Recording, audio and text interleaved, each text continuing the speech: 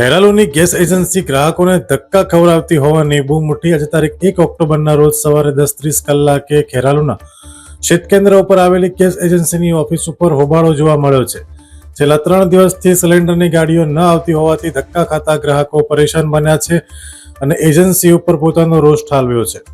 તહેવારોના સમયે ગેસની બોટલ ન મળતા ગ્રાહકો ધક્કા ખાઈ રહ્યા છે અને ઓફિસ સ્ટાફ દ્વારા સરખા જવાબ આપતા ન હોવાનો પણ આરોપ લગાવ્યો છે. છેલ્લા 1 મહિનાથી આ રીતે અનિયમિતતા ચાલી રહી છે તો ગ્રાહકોએ કાળાબજારીનો પણ આરોપ લગાવ્યો છે અને બોટલો બારોબાર વેચાઈ જતી હોવાની વાત કરી છે. તો આવો જોઈએ ગ્રાહકે શું કહ્યું. અહેવાલ જીગર મેવાડા, ખેરાલુ. શું નામ તમારું? મારું નામ વિપુલ રબારી.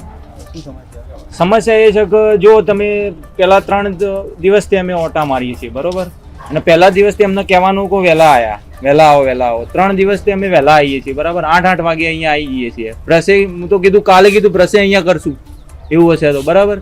અને કાલ વહેલા કહેવાથી તો અમે 8 વાગે અહીંયા આવી ગયા અને આમનું કોઈ સેટિંગ નથી. આમ તરત બોર્ડ મારી દેશે અહીંયા કે આટલા વાગે આમ છે, ગાડી નથી આવવાની, કામ છે. સરકારી નંબર નીચે લખી દે. સરકારી નંબર ગમે તેમ તમે અત્યારે હાલ જ કરો, કોઈ નહીં ઉપાડે. અને આમનું એક સિસ્ટમ હોવી જોઈએ, કોઈ વોટ્સઅપ મેસેજ કે એવું કોઈ હોવું જોઈએ કે જે તમને બધાએ ગ્રુપોમાં જાય કે જે જેટલા કસ્ટમર છે એમને એક મેસેજ જવું જોઈએ કે ગાડી તમારી આવતી નથી, બરાબર. એટલે એ પ્રમાણેનું સેટિંગ હોવું જોઈએ. કોઈ સેટિંગ નથી, બોલો.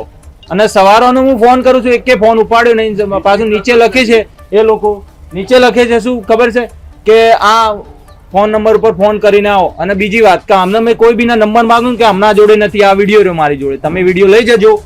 આમનો વિડીયો મેં હાલ ઉતાર્યો છે.